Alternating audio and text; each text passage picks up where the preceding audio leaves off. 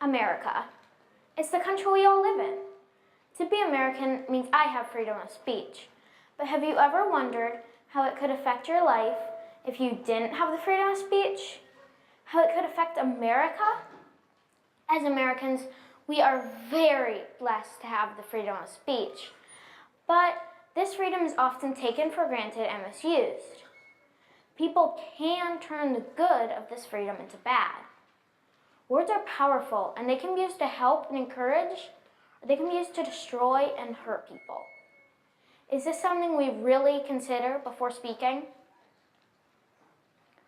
According to Encyclopedia Britannica's website, the First Amendment to the United States Constitution was established in 1791. It states that Americans have the freedom of religion, speech, and the press, as well as freedom of assembly and freedom to petition against the government. In America, we are free to share our personal thoughts, beliefs, and opinions without fear of harm. We are fortunate to have had this amendment for over 200 years. Some countries still don't have the freedom of speech.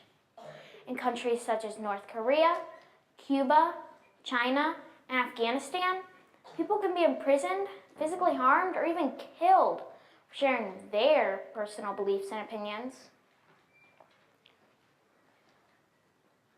Freedom of speech is a privilege, but unfortunately, people usually take it for granted.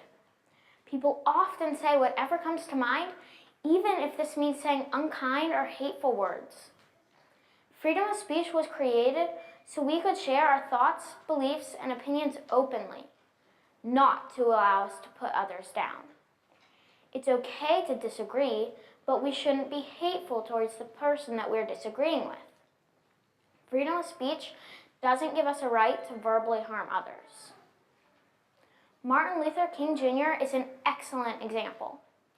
He used his freedom of speech in a positive way.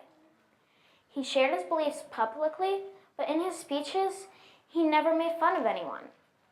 He didn't seem to have hatred in his heart, even when he was speaking in opposition to others. The purpose of his words were not to attack people or to bring fame to himself, but to take a stand in what he believed was right in order to help others. Recently, I was sitting in a class. We were learning something the teacher hadn't taught us yet, so she was asking us questions to see what we already knew about the subject. Everybody raised their hands to answer the first question. Suddenly, one boy who knew the answer just blurted it out. He kept this up for a while, even though the teacher told him to stop. He continued to interrupt, preventing others from sharing, even though I know this boy was perfectly capable of raising his hand. I didn't learn much that class because I couldn't focus on what the teacher was saying before the other student would just blurt it out.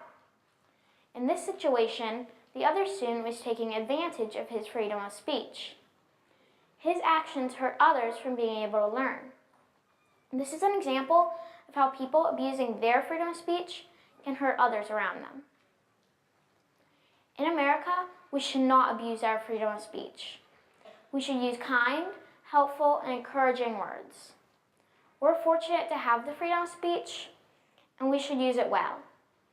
So, when you leave here today, think before you speak and consider your words. Consider what is in the best interest of others. This is what it means to be American. I am America.